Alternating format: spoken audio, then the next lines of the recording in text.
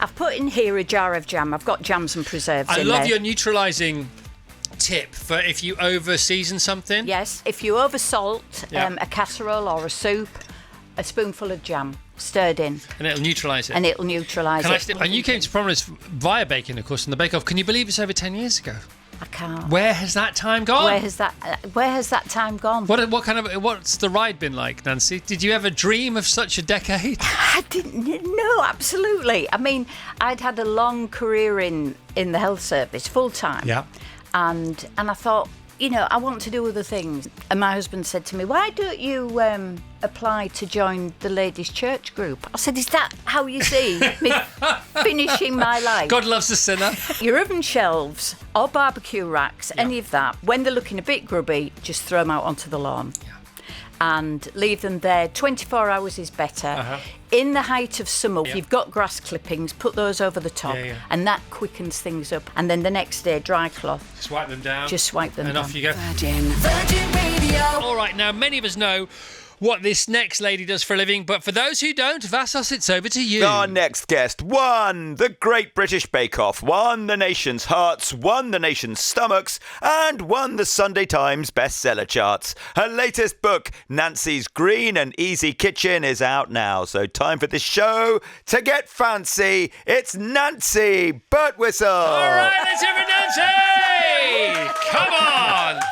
Nancy, she arrives bearing gifts. Good morning, Nancy. Good morning. I am so excited. I can't contain myself, honestly. Well, listen, you're always smiling. You're always happy. Looking on the front of the book there, you're looking great today. You brought in a basket of goodies. Take us through this. All in the book. All the stuff's in the book. Yeah. What do you have? What are you packing today? Right. Well, the thing is, what I'm trying to steer people away from are ultra-processed foods. Yes, of course you are. And they're in everything. And overbuying as well, and you talk about. Overbuying and plastic waste and all the rest of it. Mm-hmm. Too much fat, too much sugar. And so I've, in this book, tried to get hold of a typical family's food. Yes. And try and do it from scratch, quickly, easily, no fancy ingredients. Yeah. And examine those things that are fundamentally high in sugar, high in fat, high with lots and lots of additives. So this is hearty and healthy. Hearty and healthy. Because you can get easy. healthy, but it's not necessarily hearty. Yeah, and it can be really expensive. Yeah. Where I've tried to keep it within budget. Yeah, I love your intro. I mean, it's a few pages long, and I love reading it last night. You talk about the fact that, often we overbuy just in case so-and-so comes round, and they hardly ever do come round. And then because we overbuy, the supermarkets have to overorder, and because they throw a load of stuff away, they don't suffer that cost. They pass that on to us, and therefore it's all too expensive. So we just all need to be a bit more mindful. Do what we can when we can. Yeah. I mean, what I've put you in here, which sounds a bit simple, but we throw away 24 million slices of bread every single day. And what I'm trying to encourage people, because mass-produced bread is ultra-processed, of course it is make your own. And if you make your own, you're never, ever going to throw it away. And they're just golden breadcrumbs that you can then coat your fish fingers, fish cakes, chicken Kievs, all the recipes in there. Absolutely. And chicken for the kids as well. Yeah. Okay, and fish fingers, just out of interest, are only 58% fish. The ones you buy in the shops, yeah. The homemade breadcrumbs and the breadcrumbs are better the staler the bread in the way. If you just catch it before it goes completely off, isn't it? Yeah. And it's all in the book. Are these the ones with turmeric in? Are these the ones? Turmeric and paprika, yeah. Hang on a second. Here we go. And then you bake them and blitz them, and you put. I could just do those. That's like the sort of bread equivalent of hundreds of thousands, from the ice cream man. With like bits on top. We're talking about hundreds and thousands. Yeah, come on. Rather than the sugary strands. Yes. This is just, I call it citrus crumb. Right. You take the lid off. So and again, bread. No, this is dried peel from oranges and lemons and grapefruits. Gorgeous. Dried and blitzed. And I use that now on ice cream and in the granola. Gozzy Jane, look, she's beaming there like a proud mum, aren't you? You love Nancy, don't you? We all love Nancy. This is great stuff, Nancy, isn't it? And so instead of the sugar sprinkles on your kids' ice cream, right, a sprinkle of those. Yeah, taste those, Vassos. Here we go. in those there. And what's great about these, if you prepare them and you have a little batch cooking hour or 2 hours, it's all done, isn't it? And it's all ready to go. What else have you got in the basket? Right, what else have we got? I've put in here a jar of jam. I've got jams and preserves I in love there. your neutralising tip for if you over season something. Yes. Just tell everybody what that is. Yeah, if you over salt Yeah. a casserole or a soup, a spoonful of jam stirred in. And it'll neutralise it. And it'll neutralise Can it. I stick my finger? It's my jam, isn't it now? It's all yours. Okay. Oh my God, that is the best. That's the best jam I've ever had in my life. Well, you see, homemade jam is over 50% fruit. I know. You buy jam Yeah. and it's only 29% fruit. Yeah. The rest of it is made up with extra sugars and acidity regulators to make it taste that So, bit tangy. at any of our kids' school fates, if there's a stall with homemade jams, I go in there and I say, look, I'd like to buy the lot. But I know that's rude. So what I'll do is I'll put 50 quid behind, and whatever's left, I'll have a couple of jars now, but I'll buy it all if nobody else buys it, or I'll buy whatever's left, because it's the best value for money thing you can get, and it's the tastiest thing you can get. Absolutely. And it's all in here. It's all in the book. We'll talk about the book more in a sec. Tell us about the granola first of all. Right. I'm sorry, you shouldn't have brought all this stuff in, man. Yeah, well, I brought you granola. That's got the orange crumb in as Yeah, well. okay. And I browned that off in the air fryer rather gosh. than the oven. And that's just a muesli. You see, Oh, granolas that's so nice. and bought ones can be heavy in fats and sugars. Yeah. And they're mostly made with palm oil, which isn't sustainable. so good. That's just made with Oh olive my oil. God. Those dried raspberries you got going on there. Oh Yeah. my gosh. They're on my garden. Are they? Yeah. Let's all come round to yours. Let's go round to... For the next team do, let's go round to Nancy's. Yeah. I mean, she's not invited us. Just go No, anyway. you're welcome. That would be good. So muesli, yeah. Yeah. This is interesting. What is this?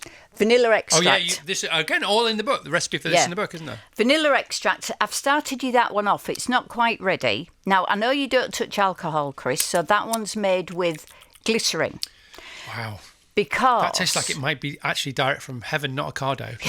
Well, you know, vanilla extract at the cheaper end has never, ever seen a vanilla pod. Yeah, of course. It's just synthetic chemicals. Well, that's amazing. Festus, what do you think, by the way, the sprinkles? Oh, I'm Savoury and sweet. Yeah, the citrus crumb. That's so good. It is. Instead of, just on ice cream, on Greek yogurt, on something like that, it's just adds a little bit of pizzazz. And it's doesn't free. it? It's Yeah. a free food, Cottage really. cheese, whatever you like.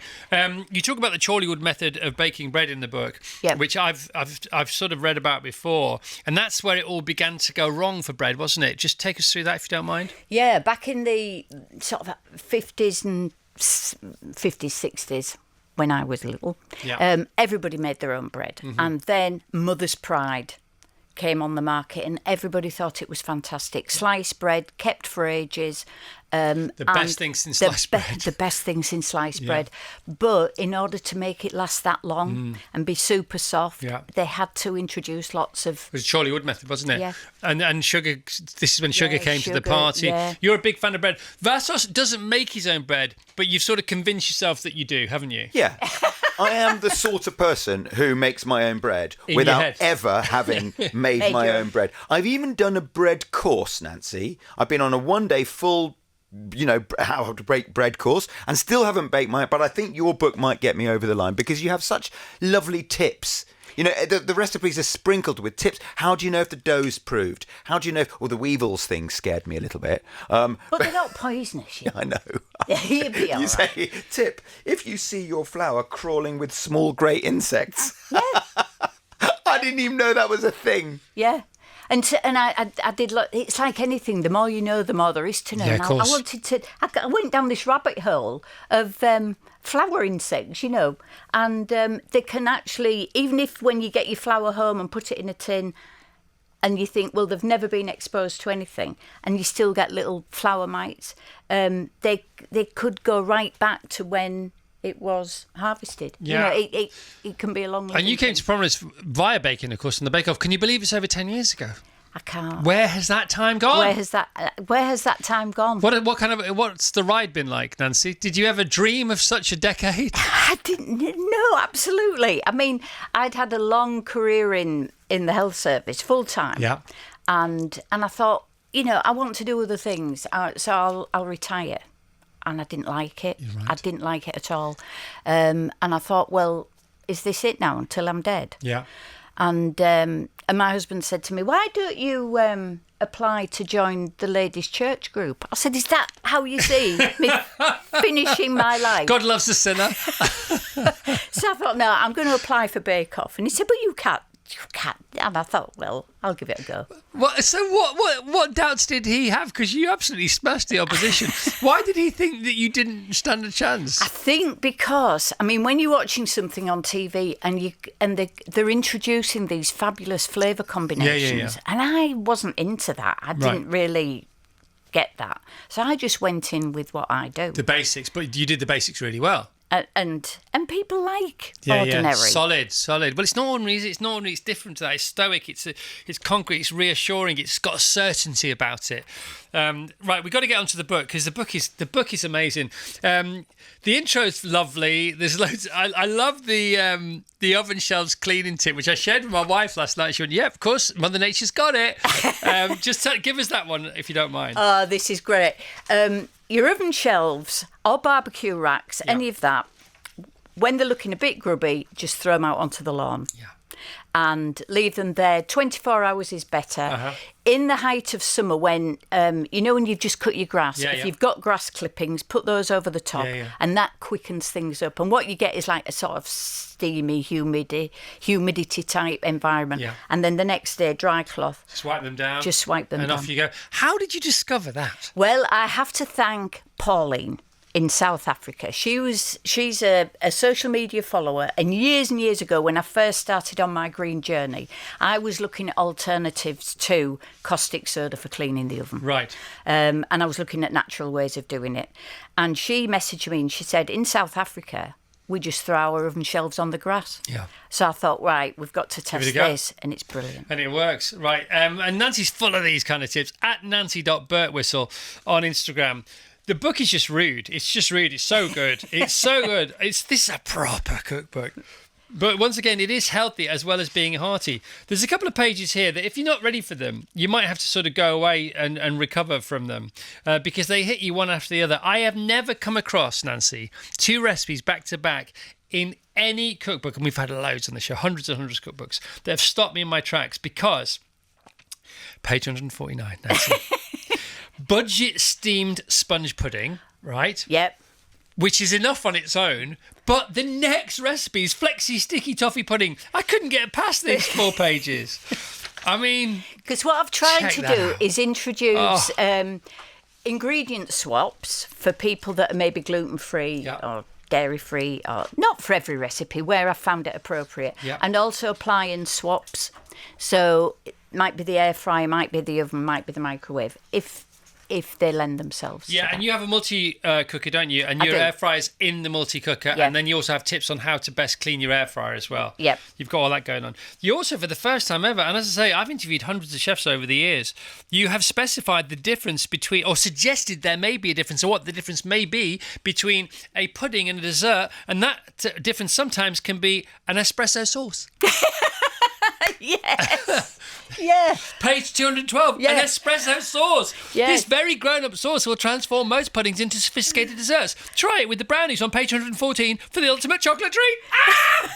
I love it. It's too good. It's funny when you hear someone else read your words. It makes me laugh. Because I've read it and I love it. Cider with chicken, mushrooms and tarragon. Tash loves to cook a chicken dish. She's back on the chicken now. 2 chickens, many meals. Sorry about that for any chickens listening. But your days are numbered when Nancy's in town.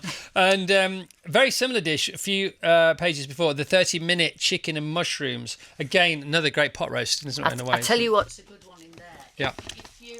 You see, I don't profess to be a curry expert, not at all. Mm-hmm. And I have got curry books, and I look at them, and there's a list of ingredients, and I'm really tired when I get to the end of it. And I'm thinking, I'd like a curry. I don't want to go and get a takeaway, but I don't have all the ingredients, and I don't know enough about curries to know which ingredients you can miss out. Got it. So there's a dead easy curry in there, and quite a lot of followers have made it and said it's banging. It's actually called Dead Easy Curry. Yeah, it's not, but it should be. It will be in the next one. Right, Eccles cakes. A lot of people haven't tried them. A lot of people haven't heard of them.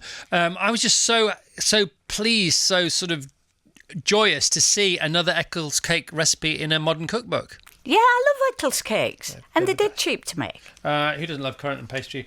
Yorkshire puddings. In the Yorkshire puddings recipe, you've got a super tip for a really smooth batter. Tell us about that. Yes, don't add all your liquid at the beginning. I make a really thick paste just by adding the eggs into the seasoned flour. And once you've got a really, really thick but smooth paste, then add your milk. And a fork is key. And a fork. Tell us why the fork is key. I would never ever mix Yorkshire puddings with a machine. I think, my grandmother always just used a fork. Yeah. And it seems to make a difference, doesn't it? It works. Because you do get, if you use a blender, you do get a sort of a more stable sauce. But there's no surprises in it, is there? Do you know what I mean? There's no different textures in it. Yeah. Right, roasted potato, garlic and rosemary soup. I literally wanted to eat this page. I look at that, Vassos. That is ridiculous. That is a ridiculously good-looking soup. And cheaper than chips. If it tastes 10% as good as it looks, then that's a treat. So Heinar, behind the glass there, lovely Heinar, our engineer, waving to you. He's Icelandic, and he had trifle at his mother-in-law's for the first time ever on Sunday. And I said, did you go back for seconds? He went, no, I didn't. I said, it's not really for me, trifle. Then he took one look at yours and he said, now, Nancy's trifle may be a different story. What's going on with your trifle, Nance? Well, the trifle, I threw that on in because, again, it's one of those, particularly at Christmas time, you might go and buy one off the supermarket shelf to save some time. Or for those that are vegan, they maybe want a vegan option. So I've thrown in a few ingredient swaps. So you can make a vegan trifle, you can make a standard trifle, you can make it, because trifle sponges, again, ultra processed, long shelf life of about 3 months in the supermarket. Not a great thing. Literally forever. Not a great thing. So we make our own trifle sponges. Because if it lasts 3 months, why wouldn't it last 3 years or 300 years? And that can't be a good thing if you think what's in it that takes to do that. And what do people get wrong about trifle? Is it the sponge? I don't think they would get that wrong. I think the biggest mistake when trying to make a trifle is putting the custard on when it's hot, because what will happen is it'll melt the jelly. By the way, donuts recipe, rude again, cheeky. You don't get many donut recipes in books at all. Your donuts look absolutely gorgeous. Check those out. How we had to do donuts on Bake Off, so are these the Bake Off donuts? Nearest damn it, yeah. All right. There's something you talk about a showstopper in the book as well. I folded the page down, but I can't find it. Was it the chocolate cake? Oh, is it the triple A chocolate cake? Yes, that's exactly what it was. He was the triple A chocolate cake, and when you say it's a showstopper, boy, it's got to be a showstopper. Tell us about your triple layer chocolate cake. Well, what's I think is fabulous about this, because if ever you've had a chocolate cake and once you get it in your mouth, it starts to sort of you need a drink to get it down because it's so dry. Yes. This is quite a moist sponge, but what is the killer ingredient is the chocolate cream, because it is so easy and not too sweet, and it's just butter, vanilla, condensed milk, which is just milk and sugar, cocoa and some melted chocolate, but dead easy. I don't know what to do. I don't know what to do now. I don't know what to do with my life. Keep your lemons fresh as well. Lovely, more tips. You put lemons in a big kilner jar in water? It do, yeah. Why is that? I kept a lemon for 13 weeks in the fridge. Right. I did this sort of experiment, seeing how long I could keep fresh fruit and veg. And lemons and limes will keep in a jar in the fridge, whereas they just go hard and maybe go mouldy if you leave them out. And just put them in a jar. And they look beautiful as well, don't they? Yeah. Right. In the top 5 recipes out of your book, I mean, it's a movable feast literally for me, but I think turkey pot pies would be in there. They are. They are. You're making your own mouthwater now. Well, I'd forgotten about them because, you know, when you get your turkey at Christmas and then they're saying turkey curry, turkey soup, and you're thinking, I'm done with turkey. I love turkey. But if you make turkey pot pies, pop them in the freezer, and then at the end of February, you've forgotten that you were fed up of turkey. Yeah. And then they just cook from frozen. Well, this book is awesome. It's a proper cookbook. It's hearty and it's healthy, and loads of love coming in for you here. Zoe from Bedford, following her on Instagram and using her books have been my life changed. From marmalade making, her pure magic and all her fabulous cleaning hacks, she's so inspirational. You have to look at what she does with a bit of garlic, some leftover cream and a piece of ginger. Tell us more, Nancy. Hey, talking of pure magic, I brought you a bottle. Oh, right. This is it, is it? That will change your life. What is this? Surface cleaner? That is... No, it's not a surface cleaner. It's the best toilet cleaner. All right. Lime scale remover, because, of course, bleach is highly toxic to the environment. Wow. And that won't kill the fishes. Look at that. Again, handwritten on the... That's lovely. It's beautiful. It's And beautiful. I put the ingredients on the back, so when you've used it... Oh, there you go. Citric acid. Centiliters of acid, 150 of water, and 20 eco wash liquid. Yeah. Beautiful. Marvellous. Nikki says, it's so great to hear Nancy this morning. She's converted me to green cleaning, and an oven rack cleaning tip is amazing. Steve from Marden. My wife Tiffany is a huge fan of Nancy's orange peel recipe. Try it in porridge. Speaking of porridge, of all the cookbooks we've ever had, the nicest, most friendly, easiest sort of route one recipe, hot microwave porridge. Yeah. And I'll be making this, and I'll be going, this is a Nancy Birtwhistle, you know, and all I've got to do is put some oats in the microwave. Yeah, that's it. And I get the grandkids doing that. I say you can make your own breakfast. There's only one thing left in your basket of goodies because it's all been unpacked now. It's ginger cake. What's going on with the Well, ginger there's cake? ketchup. Oh, there's your homemade ketchup. That's in there as well. That's made from berries. Okay.